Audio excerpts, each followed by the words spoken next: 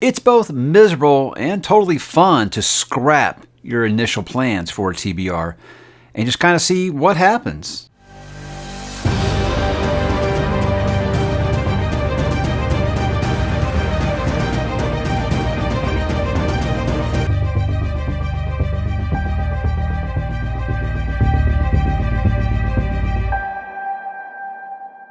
Hey, what's up, bookworms? Mike back with another monthly TBR, this one looking ahead to April. And yes, I'm not going to bury the lead there, guys. I am struggling a bit right now with a bit of a reading slump. So all my plans that I have for April, completely scrapped them and said, I need a change of direction.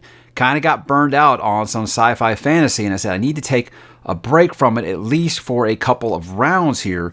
So some things that I did not plan to do in April initially have come up a little early. So with this, guys, I'm going to kind of talk about a handful of books I'm going to kind of try to read to get me out of that funk, and then hopefully by the end of the month, I can have that corrected, and it usually does. It usually doesn't last that terribly long, but just in case, I have gotten a couple of chonkers on here to kind of lead the way for that. So these are the order that I do intend to do them in, but I'm not always going to stick to that. And I do like to give a light spoiler warning. I'm reading the synopses off the backs of the books here, guys, but some of these are going to be sequels to something. So if you haven't read and you don't want to know, I've got timestamps so you can skip ahead to the next book if that's something you want to do. But I proofread these guys to make sure I'm being as just completely vague as possible. Not going to ruin anything for you, I do promise. But I like to let everyone know so I don't get accused of ruining your life. So let's get into it. For the longest time, what I would do when I was having a reading slump is I would always say change genres. I think changing genres is always the best plan. And for me, that go-to was always Michael Crichton, something that was just a quick thriller, something to kind of just, cleanse the palate, as it were. And what have I said is I feel like the heir apparent to Michael Crichton, that is Blake Crouch, and that's why I'll be kicking things off this month with Snowbound. Now, I've actually talked to Blake about this, and he has actually said he's quite nervous about me reading this because in hindsight, it is not one of his more favorite reads. I've been kind of reading his books in kind of reverse chronological order because I did start with Dark Matter and Recursion, then kind of work my way back through Wayward Pines and all those things. But, we've always had constant communication about them. Very cool guy, but he said he is nervous. But he also said the same thing about Run, and I loved Run. So I don't feel like he's had a miss yet. My least favorite Blake Crouch book was probably Abandoned, which was still really good. So again, I think that's just, you find an author that really clicks with you. And Blake Crouch seems to have done that for me. I feel like this is going to be a quick, easy read because it doesn't look very thick, and the fonts in there is quite big. And if you've read a Blake Crouch book, much like Mr. Crichton, you can just zip right through that in a couple of sittings. And I feel like that would be the thing to kind of break me out of this funk that I am currently in. But Snowbound, let's talk about what this book is about. So, for Will Ennis and his daughter, the loss was catastrophic. Every day for the past 5 years, they wonder where she is. If she is, because Rachel Ennis vanished one night during an electrical storm on a lonely desert highway, and suspected of her death, Will took his daughter and fled. Now they live under different names in another town, having carved out a new life for themselves as they struggle to maintain some semblance of a family. When one night, a beautiful hard-edged FBI agent appears on their doorstep, and they fear the worst. But she hasn't come to arrest Will. I know you're innocent, she tells him, because Rachel wasn't the first or the last.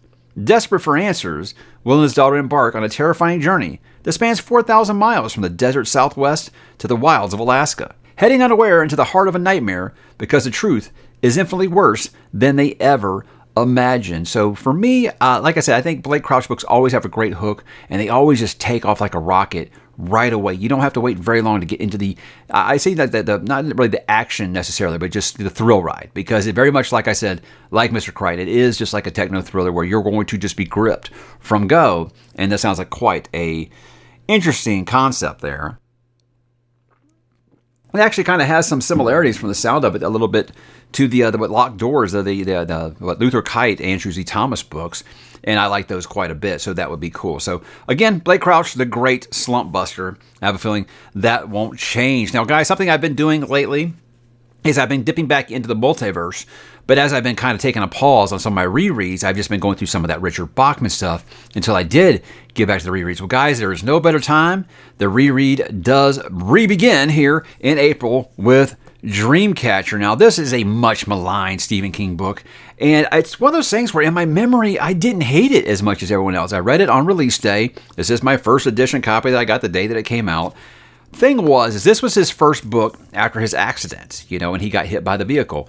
And I think for me, what it was is like when that happened, we believed he was dead. It was back before the instant, social media age where you knew everything that was going on. The rumors going around on the Stephen King message boards, yes, message boards, was that he had died. So we had gotten to the point where we were starting to think we're never going to get another Stephen King book again. So no matter what he put out next was going to be great. And so for me, I didn't dislike it. I thought it had a lot of the same things that I liked about it. It had a lot of things I liked about The Body, where obviously the ℓ𝕬𝕤𝕤's obviously going to be the first connection. But just, kids that were childhood friends, and then there's kind of them dealing with some of these things that they did when they were kids much, much later in life. So I like that. I like Stephen King playing around with an alien invasion kind of storyline. That's stuff that I felt like Tommyknockers had a good book in there somewhere. You just kind of had to look for it. So it had several things that I did like. But, just over the years, I just hear this book just get dragged so bad by King fans. So I'm like, I feel like revisiting this now, looking at it under a different lens, now without just the, oh my God, no matter what he put out next, I was going to be happy to get. I'll be interested to see how I feel about it, see if I still don't have any problems with it, or if I feel like the criticisms are still just unjust. But Dreamcatcher, in case you haven't heard, what happens in this one now? Once upon a time, in the haunted city of Derry, 4 boys stood together and did a brave thing. Certainly a good thing, perhaps even a great thing. Something that changed them in ways that they could never even begin to understand. 25 years later, the boys are now men with separate lives and separate troubles. But the ties endure. Each hunting season, the foursome reunite in the woods of Maine. And this year, a stranger stumbles into their camp, disoriented, mumbling something about lights in the sky. His incoherent ravings prove to be disturbingly prescient. Before long, those men will be plunged into a horrifying struggle with a creature from another world, and their only chance of survival is locked in their shared past and in the Dreamcatcher. So if you've only seen the movie, worry not. The book, I do remember, is not a lot like the movie. So very, very different.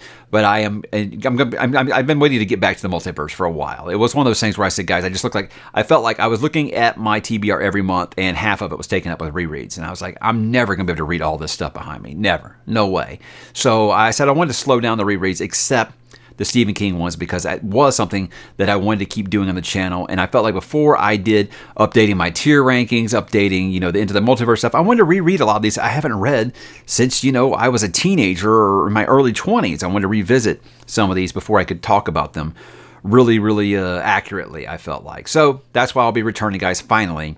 After a nice long break between this and Bag of Bones, I feel like I will get a nice new take on the multiverse, and I can't wait to do it. Love it if you guys would join me for that one if you've been waiting for me to go back into the multiverse with Stephen King proper, not just Richard Bachman stuff. Although the Richard Bachman stuff is great. Something that I really absolutely adored last year, and it was my book of the year, was Lonesome Dove. I felt like I've never really been much for I love Western movies, but on the page it's never really grabbed me until Lonesome Dove, and Lonesome Dove just blew me away.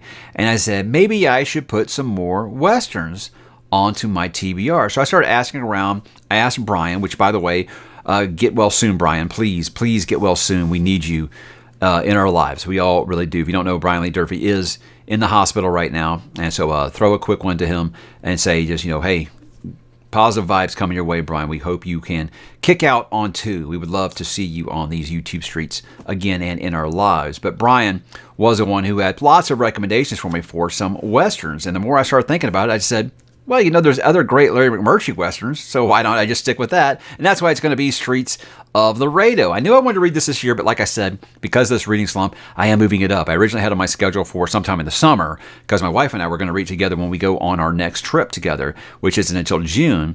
So I think I'm moving this one up, and I'm very excited to do it because, like I said, Lonesome Dove was my book of the year last year, and it's very tough shoes to fill, but I have going into it, I think, with proper expectations on what to expect from it.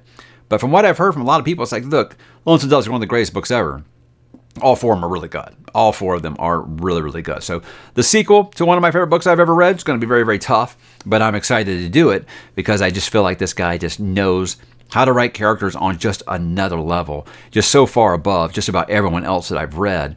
And I can't wait to visit Captain Call again. And let's go ahead and talk about that. What is Captain Woodrow Call up to this time? Well, Captain Woodrow Call, Augustus McCrae's old partner, is now a bounty hunter hired to track down a brutal young Mexican bandit. Riding with Call are an Eastern City Slicker, a witless deputy, and one of the last members of the Hat Creek outfit, P.I. Parker. This long chase leads them across the last wild stretches of the West into a hellhole known as Crowtown, and finally into the vast, relentless plains of the Texas frontier. So again, if I'm just going to spend more time with Woodrow and P.I., that sounds great. Please give me more of that. I don't even care what they're doing, but now it sounds like it's actually going to be doing some chasing and doing some collecting some bounties again. These old Texas Rangers. I'm excited to see them do that again. So that'll be here relatively soon, and beyond excited to visit that world and what Larry McMurtry has done here again. Now, at this point in the month, I'm hoping after those 3 books, I will get back my mojo and feel like, okay, I can dip into some sci-fi and fantasy again. Now, I'm reading Priest of Lies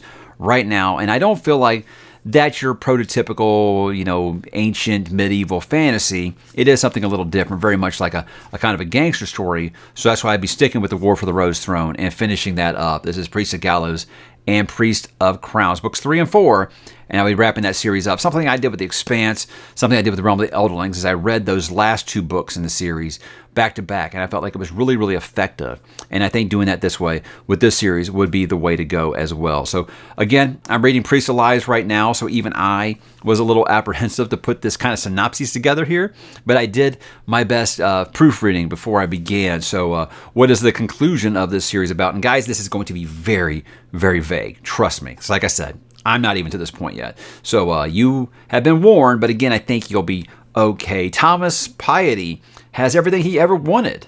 In public, he's a wealthy, highly respected businessman, happily married to a beautiful woman, and governor to his home city of Ellenburg. He's no longer a gang lord, but a sudden death sees him summoned back to the capital, where he finds others are busy tightening their stranglehold on the country. He must now bend all his wit and hard-won wisdom to protect those close to him, but now he can't always tell if he's on the right side. Thomas has started to ask himself, what is the price of power? And more importantly, is it one he is willing to pay? So I'm loving this series. Again, I don't think it's going to be a series for everyone, but if you're like me and you like some really, really grim, dark stuff once in a while, I think you're going to like what you find. It is very grim, guys. It is very, very brutal. But that isn't always a bad thing. Just make sure you're in the right place when you start this series. But Priest of Bones was my book of the month for February, and it was just awesome. And I felt like Priest of Lies has just kind of picked up that ball and ran with it. Again, right now it's taking me a little longer because, like I said, I am a little bit in that slump, but it doesn't have anything to do with how great that book is so far. So I'm only about a quarter into it, but I am enjoying the ride so far. So after that, do I have anything else? I thought maybe I was going to read the next Sun Eater book last month. The thing is, like I said, I think when it comes to a Sun Eater book for me, and yes, I did get it a little early. Thank you, Bane, so much. You guys are awesome. I wish I was actually starting it early now. But I feel like with a Sun Eater book, I like to chew my food. I don't like to rush this. I know a lot of people that do the audio for these, because apparently the audio is really great. They say that they listen to a Sun Eater book in like a day or two. For me, I remember back when I read Demon in White, which is usually just like the consensus best book in that series so far, it took me like almost a month to read that book because, again, I like to chew my food. When it comes to Christopher's books, they're so dense, they're so thought-provoking that I like to take my time with them. So this is one I said, okay, I'm definitely not going to force this. If the penultimate book in the series, I'm definitely not going to force it.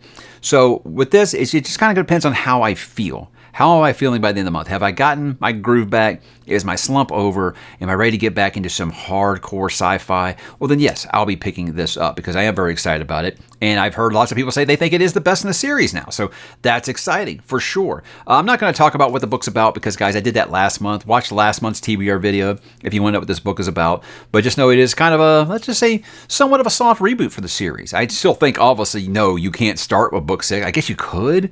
It would just be really, really weird. But, I mean, it does feel like one of those where, oh, it's been so long, I'm going to have to reread the whole series now. I don't think so. I don't think so. Christopher does his nice little synopsis videos on his YouTube channel about, kind of like the story so far. And I think those are really, really great. But I don't think you need to reread the entire series because those are heavy books, But I do know that people adore the series as much as I do. And if you want to do that, hey, don't let me deter you. But for me, again, someone who's trying to cut down the rereads, I don't think that would be something that I would be doing. But I'm excited to see how he does continue with the story because the way that Ashes of Man ended, it's like, that wasn't the end of the series? It's just kind of like, well, where is he going to go with this next? I'm excited to find out. I have read like the first 2 chapters, by the way, because I did get the digital arc a while back, and it was while I was reading Shogun. I definitely was like, I'm definitely not going to be doing it. I'm going to be doing a disservice if I try to read it while I was reading Shogun, for sure. But again, that's one that I'm hoping to close out the month with. But guys, that's what I have for the month of April. I know it's a little unusual when you run a science fiction and fantasy and horror channel to have very little science fiction and fantasy, but I feel like I got, a couple of, but I got the War for the Rose Throne and the Sun Eater series on there, so I got some on there. But I like to get out of my comfort zone once in a while, especially when I'm struggling. Do a Western, do a thriller. It's exciting times. It's just fun stuff.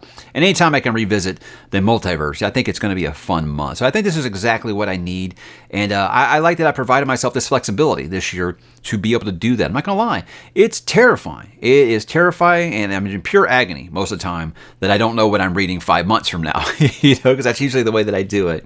But I am glad that you guys have convinced me to use this kind of flexibility, that I can kind of be spontaneous like this and just kind of pick up whatever the mood does suggest that I do. So guys, those are my plans for April. Will you be joining me for any of them? What do you have on your April TBR? I would love to know. I would love to have you join me on some of those if you want. I'm sure we'll have threads open on the channel Discord if you want to hop in there and chat about it. We would love to have you there. So the link for that is in the description below if you want to join us. And speaking of below, why don't you drop in the comments, let me know what you plan to read for April, and I will talk to you there.